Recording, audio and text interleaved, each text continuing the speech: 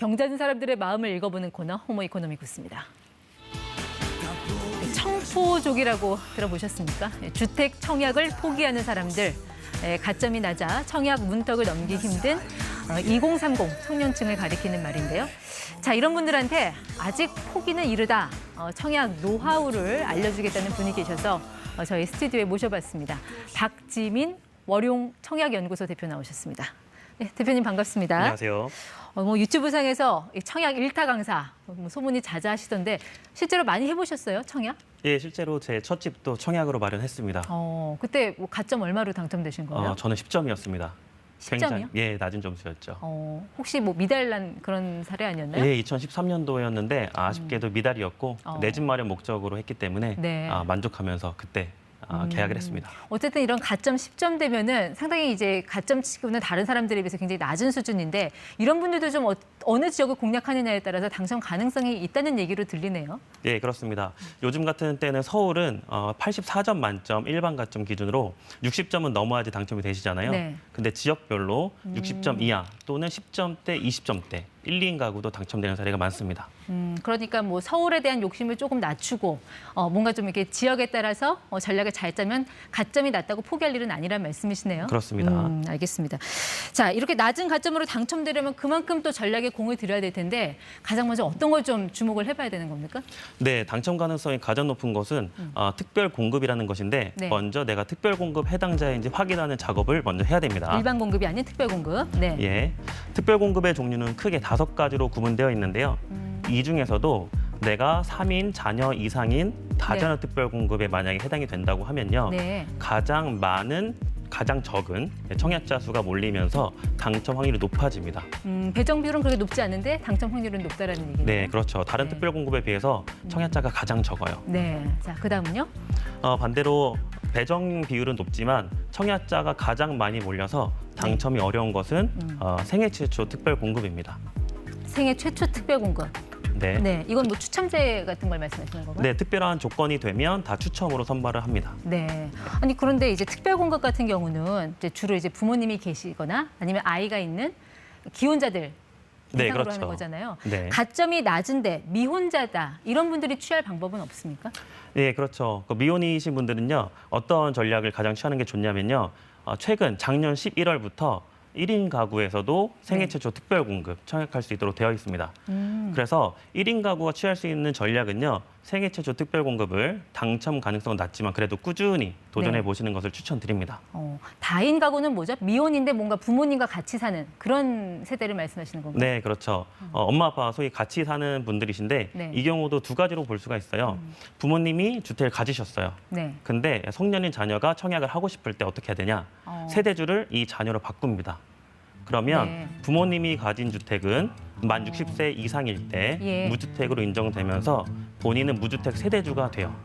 그래서 청약을 또 할 수가 있습니다. 그러니까 부양가 쪽이 없어서 가점이 낮은 미혼자들도 이렇게 구제 방법이 있으니까 이런 틈새를 잘 활용해라라는 말씀이신 것 같습니다.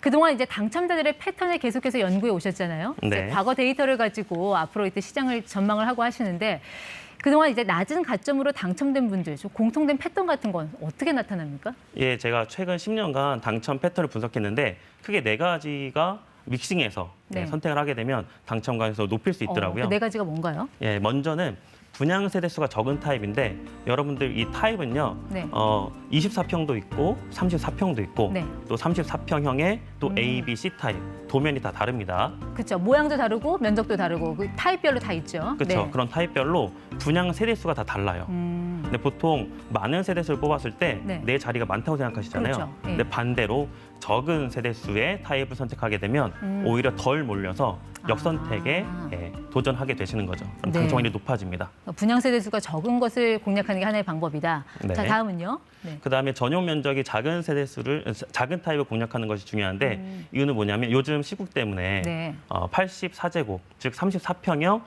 초과되는 예. 중대형에 많이 이제 선호를 하시는데 반대로 그보다 작은 소형 면적을 선택하시게 되면 네. 청약자 수가 덜 몰리기 때문에 당첨 가능성이 높아집니다. 네, 아까 타입별로 이제 아파트 짓는 그 모양도 좀 다르다고 했는데 어떤 게 좀 많이 당첨이 되던가요? 네, 보통은 직사각형으로 예쁘게 네모 반듯하게 표현된 것을 판상형이라고 하는데요. 네. 이런 판상형이 선호도가 매우 좋습니다. 채광도 좋고 맛도풍도 되기 때문에 인기가 좋고요. 네. 그에 반해서 도면을 보시면 니은자 또는 기역자로 꺾인 타워형이 네. 보다 덜 인기가 있어요. 그래서 덜 인기인 타워형을 선택하는 것이 당첨 확률을 높일 수가 있습니다. 알겠습니다. 자, 이제는 좀 가점을 좀 최대한 높이는 전략 여기에 대해서 좀 여쭤볼게요. 네. 우리가 보통 이제 가점 하면은 이제 기준이 되는 게 제일 먼저 이제 무주택 기간이잖아요. 근데 이거는 그냥 뭐 무주택이면 해마다 그냥 자동으로 2점씩 그냥 올라가는 거 아니에요? 여기에도 네. 뭐 전략이란 게 있습니까? 예, 그렇습니다. 전략보다는 사실 주의해야 될 상황 같아요. 네. 왜냐하면 무주택 기간은 만 30세부터 기산이 되고요. 만약에 만 30세가 안 되었다. 네. 그러면 혼인 신고일로부터 무주택 기간을 셉니다. 아, 그러니까 만 30세 이전에 무주택 기간을 안 쳐준다는 얘기죠? 예. 근데 혼인 신고일이 그보다 빠르면 네. 그 혼인 신고일로부터 계산이 되고요. 예. 만약에 두 부부가 결혼한다고 하면 두 부부 중 무주택 기간이 짧은 경우로 다시 계산하게 돼요. 자, 예를 들면 자, 예를 들면요. 한 남성이 무주택 기간을 15년 이상으로 유지하면서 가점을 32점 가정하셨어요. 네. 그런데 최근 1년 전에 주택을 사고 파신 여성분과 결혼했어요. 네. 그러면 이 두 부부가 혼인신고 하잖아요. 남편의 15년 무주택 기간 날라가고 아, 그래요? 1년으로만 되게 됩니다. 약간 좀 억울하겠네요, 이 남성분은. 그렇죠. 이 사랑을 대신 선택하신 거죠. 그렇군요.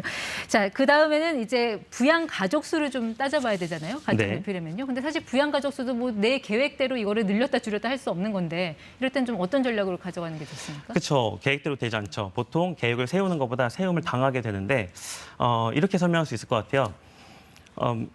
민연주택의 일반 가점 계산 시에는 태아는 부양가족에서 제외가 됩니다. 네.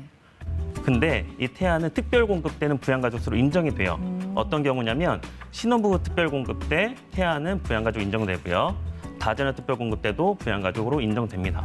네. 이것은 등본상 등재된 세대형 기준 때문에 그런데요. 만약에 무자녀인 신혼부부가 있어요. 네. 근데 이 신혼부부가 쌍둥이를 임신했습니다. 요즘에 시험관 시술 많이 하시잖아요. 그러면 무자녀 신혼부부에서 2자녀 신혼부부로 예. 돼서 특별공급 당첨 확률이 매우 높아집니다. 또는 네. 또 1자녀 신혼부부가 쌍둥이를 배웠어요. 네. 그럼 갑자기 3자녀가 됩니다. 그래서 다자녀 특별공급 청약해서 당첨 확률을 높일 수 있죠. 결혼하고 나서 바로 새쌍둥이를 만약에 가졌다. 그러면은 신혼부부 특별공급을 선택하는 게 낫습니까? 다자녀 특별공급을 선택하는 게 낫습니까? 이 경우는 신혼부부 특별공급을 선택하는 경우가 맞을 것 같습니다. 자녀수 경쟁으로 뽑는 네. 민연주택의 신혼부부 특별공급은 3자녀가 더 유리합니다. 네. 자, 마지막으로 청약 가입 기간도 따져봐야 되잖아요. 이 가입 기간 늘리려면 내가 몇 살부터 가입을 하는 게 저한테 가장 유리할까요?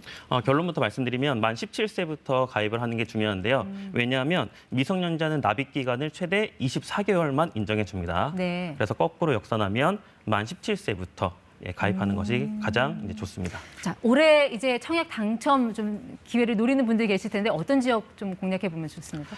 수도권하고 지방으로 좀 나눠서 볼게요. 수도권을 보시면요. 우선 서울 분들, 경기 분들, 인천 분들이 네. 전부 다 청약이 가능한 공공택지 2기 신도시들입니다. 네. 인천에는 송도 신도시, 검단 신도시, 그리고 파주 운정 신도시, 오산 세교 2지구, 평택 고덕 신도시, 그리고 화성 동탄 2신도시가 있는데 이런 지역들은 시세 차익을 1억에서 그 이상도 충분히 가능한 그런 지역입니다. 지금 청약에도 좀 공부가 필요하고 전략이 필요하다는 거를 오늘 대표님 말씀을 통해서 다시 한번 확인하게 된 것 같습니다. 호모 이코노미쿠스 박지민 대표와 함께했습니다. 네, 오늘 설명 고맙습니다.